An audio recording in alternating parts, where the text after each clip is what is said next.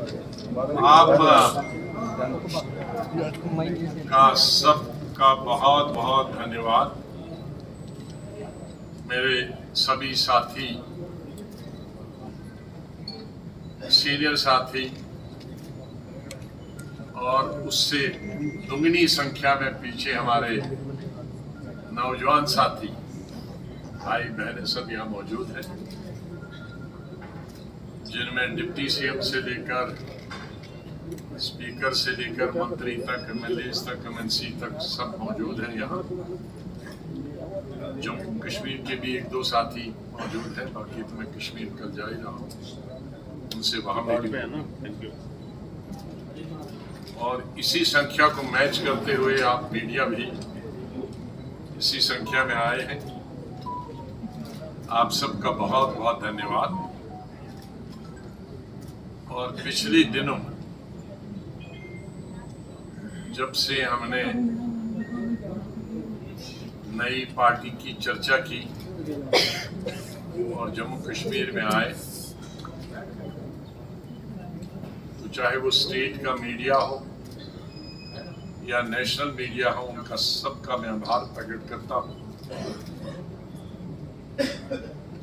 कि आप सब ने उसको बहुत अच्छी पब्लिसिटी दी।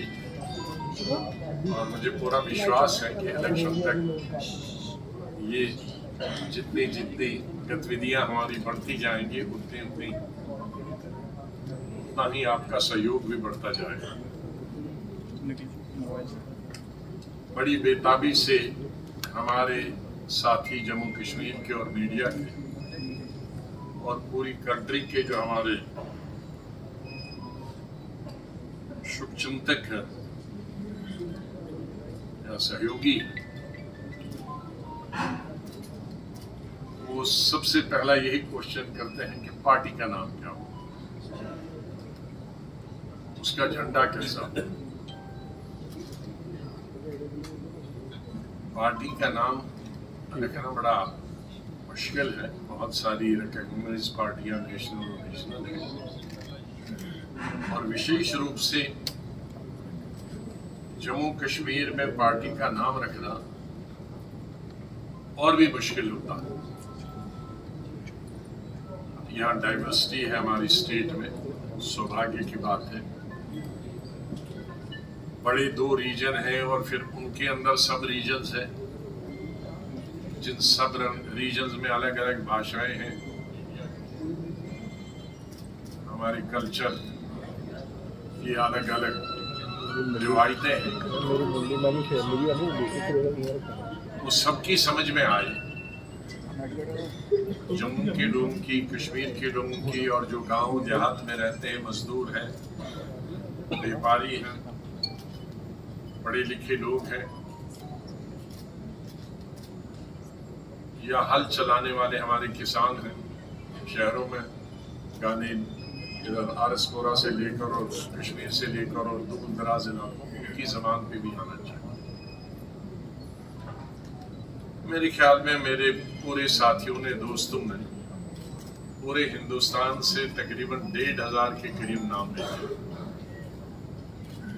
कुछ पूरे उर्दू हैं, कुछ पूरे संस्कृत में हैं, लेकिन मैं तलाश कर रहा था, जैसे पंडित जवाहरलाल नेहरू ने कहा था कि हिंदी और उर्दू का मिक्स जो होता है वो हिंदुस्तानी होता है, और हिंदुस्तानी वो भाषा है जो हम घर में सब धर्मों के लोग, सब जबानों के लोग बोलते हैं, विशेष रूप से सेंट्रल इंडिया और नॉर्दर्न इंडिया, दक्षिण को छोड़कर। वो नाम तलाश करने की कोशिश थी, प्रयास थे, और उसके बाद हम इस नतीजे पे आए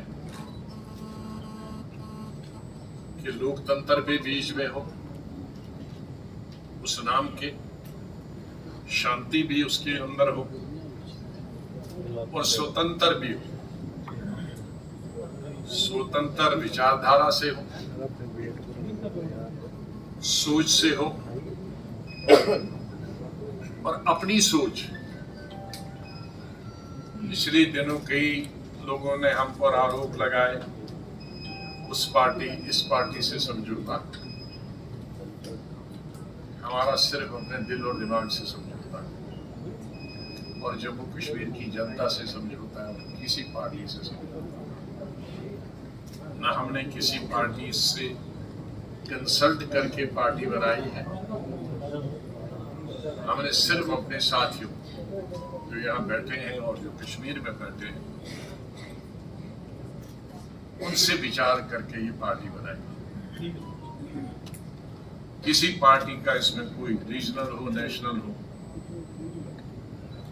कोई कानो खबर नहीं है, और न नाम की खबर है, न पार्टी बनाने की खबर थी, और न ही किसी पार्टी की सोच हमको प्रभावित कर सकती है।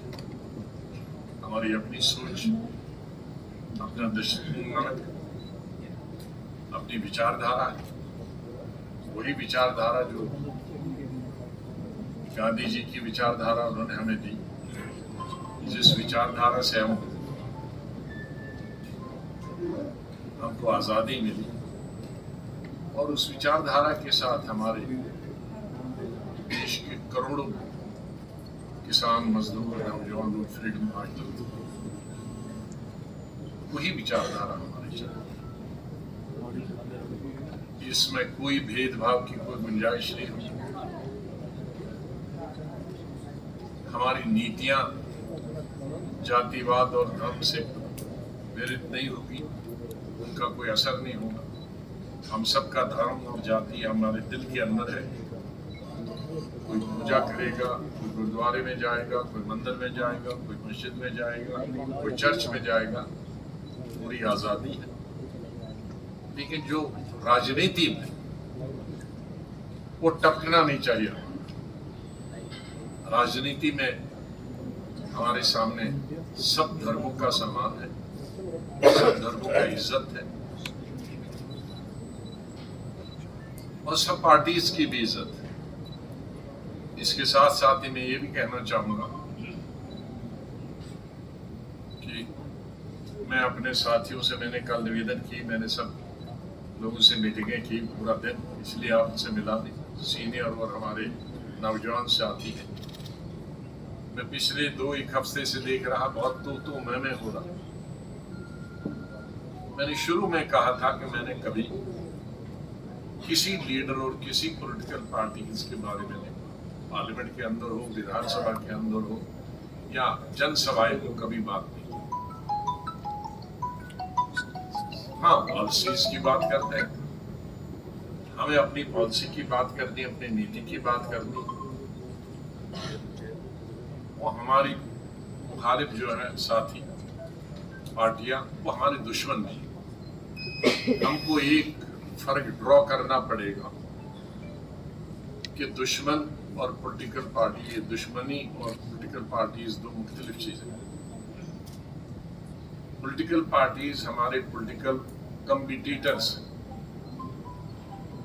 चाहे लेजिस्लेशन में हूँ, पार्लियामेंट में हूँ, या चाहे वो जिला परिषद में हूँ, पंचायत समिति में हूँ, सरपंच में हूँ, सरपंच में हूँ, वो हमारी कंपटीशन है। जैसे स्टूडेंट आपस में फर्स्ट क्लास फर्स्ट के लिए compete करते हैं, लाखों लोग उसमें पार्टिसिपेट करते हैं। कुछ सेकंड डिवीजन के लिए करते हैं, जो नहीं compete करते हैं वो थर्ड डिवीजन में आ जाते हैं, वो फेल हो जाते हैं। लेकिन वो दुश्मन नहीं है, एक क्लास में रहते हैं। तो इसी तरह से जितनी भी पॉलिटिकल पार्टीज हैं, उनकी विचारधारा कुछ हो, उनका स्लोगन कुछ हो, वो जनता पर है कि वो उनकी लीडरशिप मानती है या उसकी विचारधारा कबूल करती है, या उनकी सोच को कबूल करते हैं, या उनके मैनिफेस्टो को एक्सेप्ट करती हैं या ना करती हैं। हमें अपनी बात है, हमें किसी लीडर के खिलाफ कोई शब्द नहीं बोले, उनको देने दो। हमें लोगों के को देने के लिए बहुत कुछ, जिनको लोगों के देने के लिए कुछ नहीं होगा वो गालियां दें। हमारे पास गालियां नहीं, हमारे धन।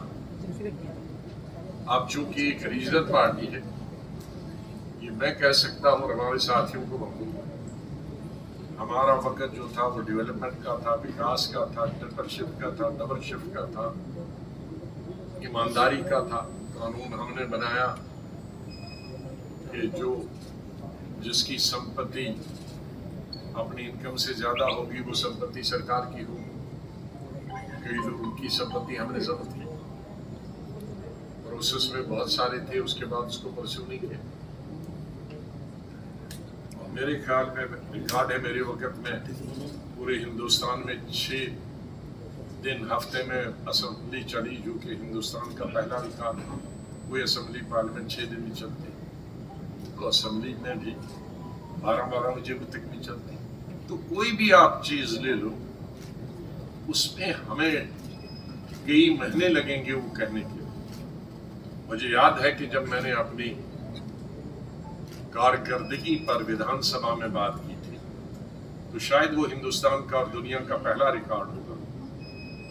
मैं जब अपनी परफॉर्मेंस के ऊपर विधानसभा में किया, जिसमें 100% प्रेजेंस थी, विधानसभा में 4 घंटे मैंने भाषण किया और 2 मिनट के गैप के बाद काउंसिल में 3.25 घंटे के बाद, तो 2 मिनट के गैप के अंदर 7.25 घंटे, ये मेरे ख्याल में हिंदुस्तान का और दुनिया का रिकॉर्ड होगा। असेंबली से आप ले सकते हैं, काउंसिल से ले सकते हैं, तो कुछ परफॉर्मेंस ही किया होगा तभी तो सुनते थे लोग। तो इसलिए मेरे साथियों के पास वो तमाम कहने के लिए है, उन तमाम को हम रिपीट करेंगे।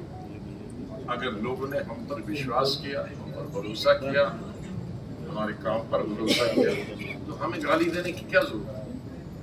हाँ, जिन्होंने कुछ काम नहीं किया वो गाली देंगे। इसलिए ये मेरे साथियों के लिए है और मैं मीडिया से भी कहूँगा उस चीज़ को थोड़ा कम हाईलाइट करें। हम 21वीं सदी में रहते हैं, कल्चर्ड सोसाइटी है, पढ़े लिखे सोसाइटी, उसमें लोग पसंद नहीं।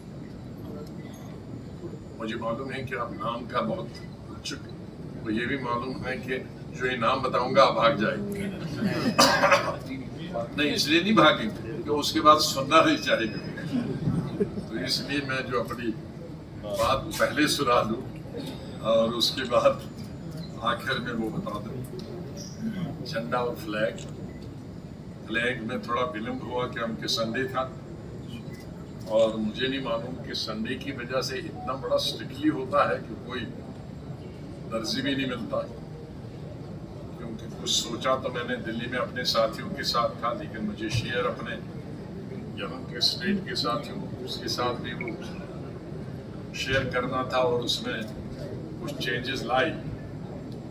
जो मैं दिल्ली से बना के लाया था वो बेकार हो गया इसलिए, और यहाँ दर्जी नहीं मिला।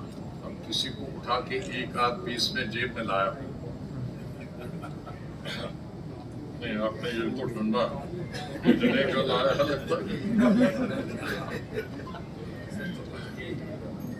अच्छा, चलो बच्चों ने नहीं ठीक है, नहीं अभी एक का ठंडा का, चलो ठीक ही लगाया है, उल्टा लगाया है।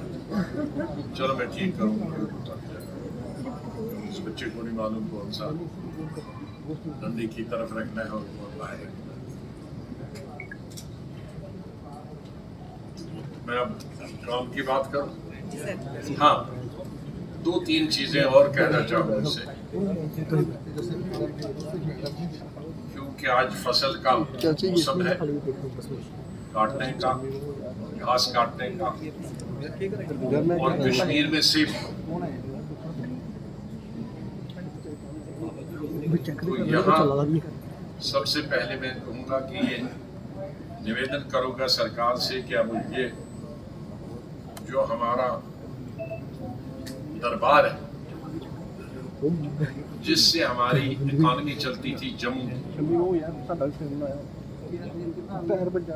जम्मू में अगर देखेंगे, मैं जब चीफ मिनिस्टर था मैं भी सोचता था दरबार को ऐसा बचाऊं। तो मैं जब से, मेरे ख्याल में यूथ कांग्रेस के जमाने से, जब मैं शहर में जाता हूं तो रघुनाथ मंदिर जी से यहाँ शहर शुरू होता है, सिटी चौक में वहां से जाता हूं और ऊपर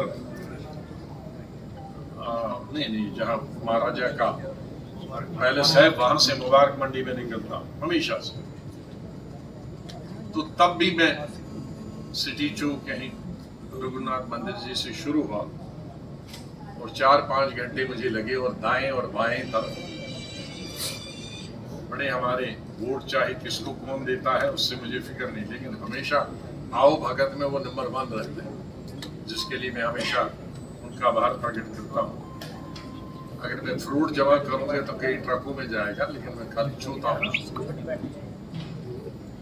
तो उन्होंने कहा कि कभी ऐसा सोचना नहीं, हम तो खत्म हो जाए। क्यों?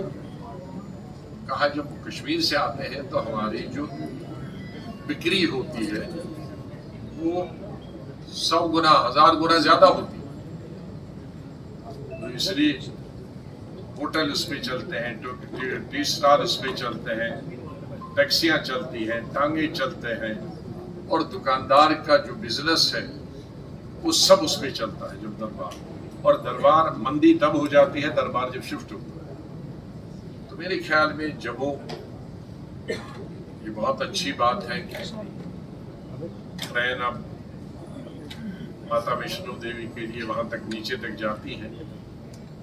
उसका बहुत सारे श्रद्धालुओं को, लाखों श्रद्धालुओं को जो हमारे हैं माता के जो जाना चाहते हैं उनको फायदा होता है, लेकिन जम्मू का कारोबार उससे ठप हो गया। उससे हमारी टैक्सी का काम बन गया, जो जाते थे यहाँ थे रात के होटल्स का, टी स्टॉल्स का, दुकानों का। तो उसका एक ही इलाज है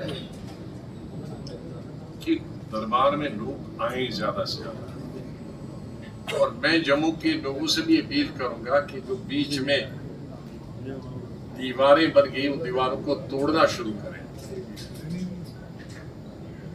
क्योंकि हम इंटरडिपेंडेंट आज से नहीं हजारों साल से। जम्मू डिपेंडेंट है कश्मीर पर, कश्मीर डिपेंडेंट है जम्मू। जब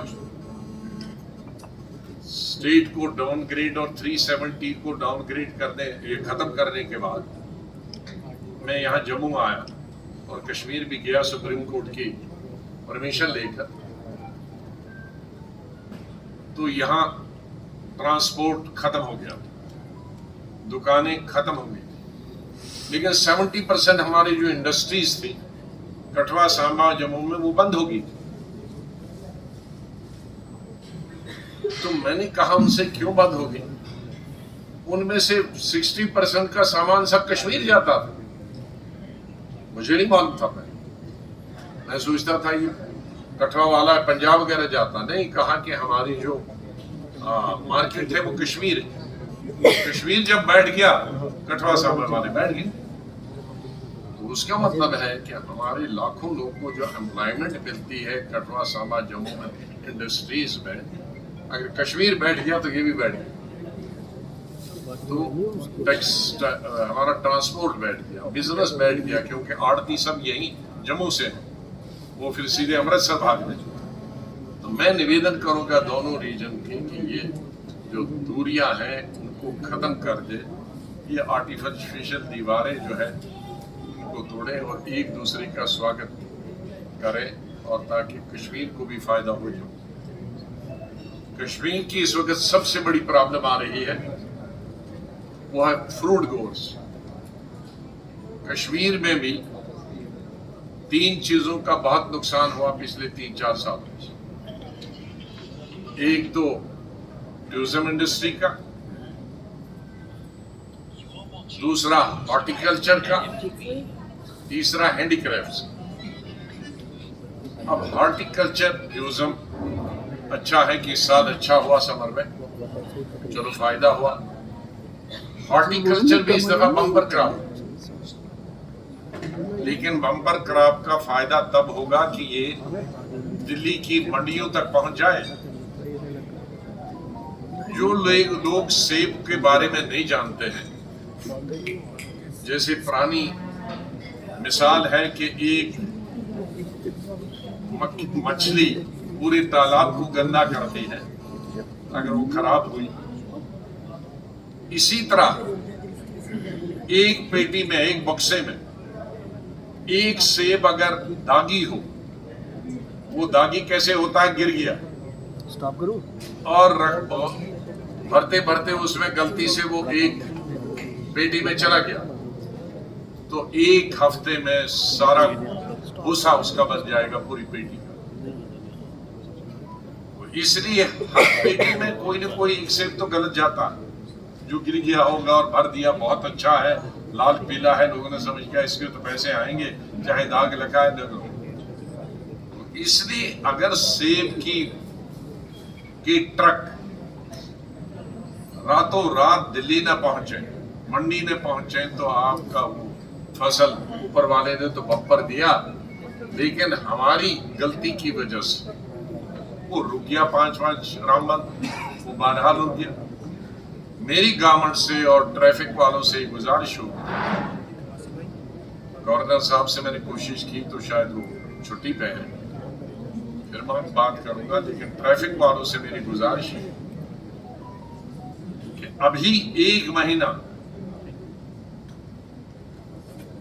कश्मीर से फ्रूट को जम्मू आने के लिए और पूरी जहां जहां उसका डेस्टिनेशन हो मंडियों में जाने के लिए वही प्रायोरिटी देनी चाहिए जो हम एम्बुलेंस को देते हैं। एम्बुलेंस जब चलती है तो सब दाएं बाएं हो जाते हैं, यही प्रायोरिटी दी जाए, वरना हमारे बम्पर क्रॉप का कोई फायदा नहीं। ये मेरा उनसे निवेदन है। तो इस तरह से हमारे जम्मू कश्मीर की ये 2-3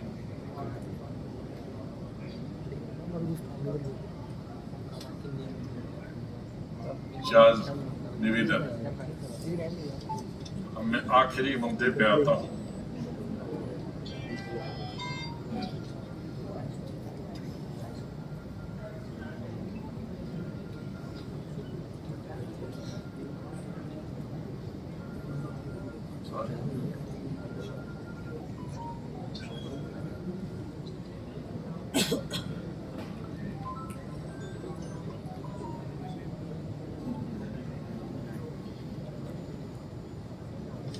इससे पहले मैं ये एक बात है, 1-2 चीजें और बताऊं।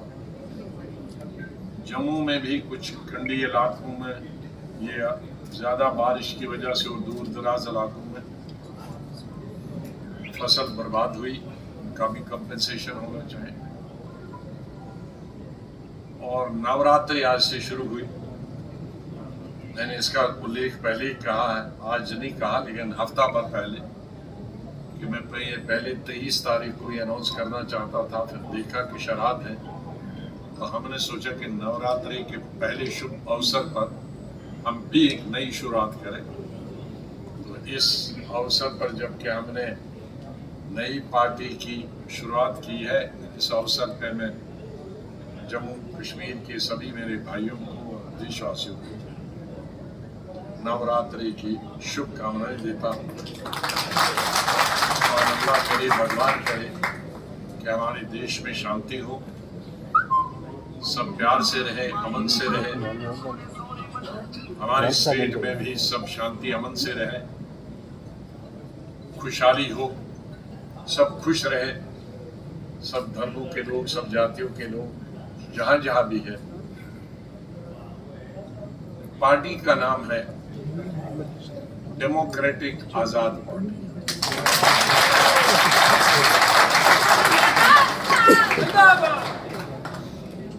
आजाद का ये मत समझिए गुलाम नबी आजाद,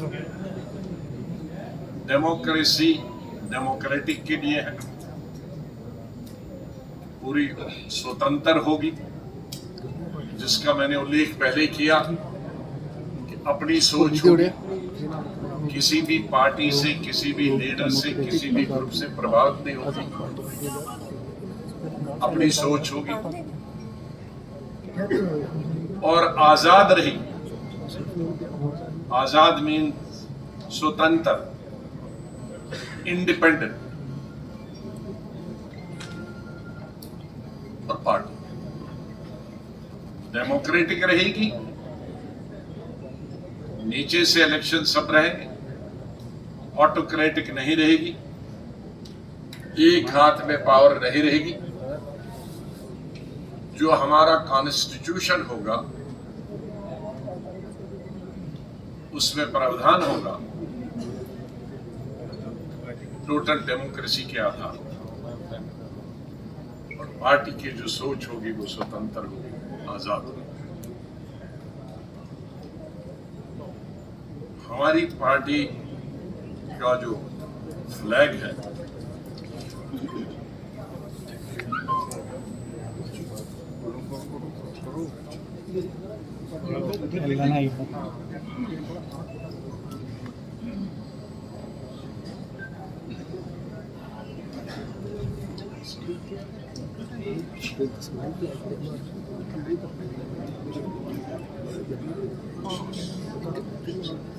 ਟਾਈਮਿੰਗ ਰੋਡ ਥੱਲੇ ਕਰ ਕਿੰਨੀ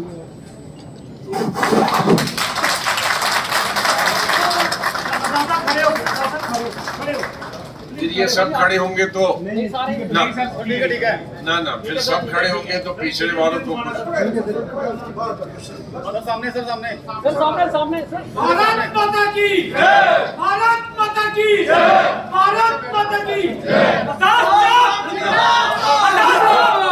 याद रखो।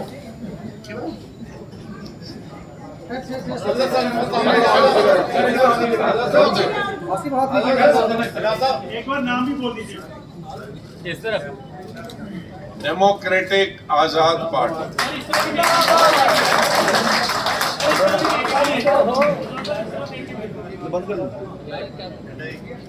एक पर एक फोकस सर सामने सामने हो गया।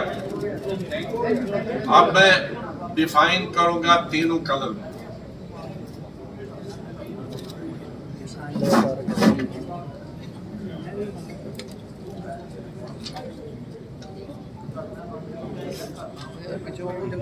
इधर से शुरू करते हैं मस्टर्ड कलर से। अभी तो फरवरी में भर के आएंगे, दिसंबर में ये जम्मू के और कश्मीर के।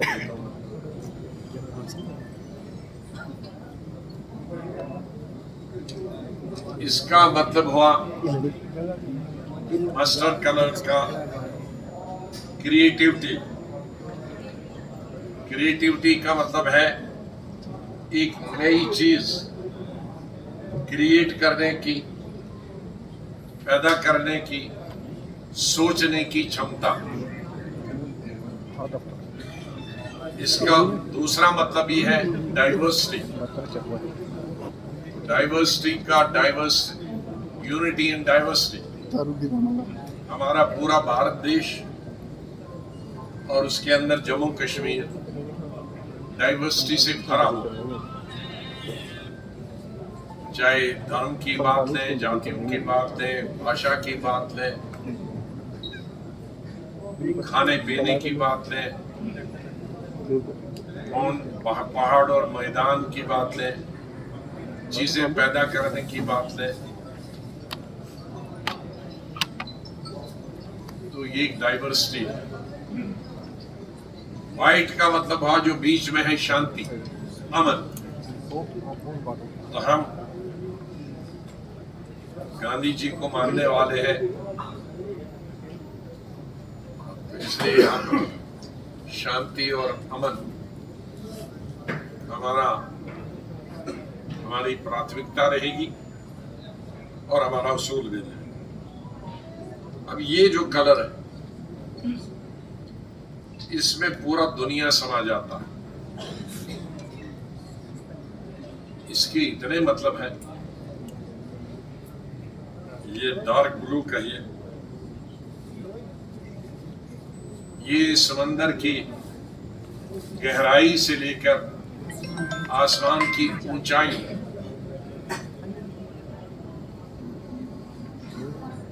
तक इसकी लिमिट है। हमारे अंदर दिल में इतनी गहराई होनी चाहिए कि ऐसा नहीं इधर कान से सुना कुछ तो और इधर बता दिया।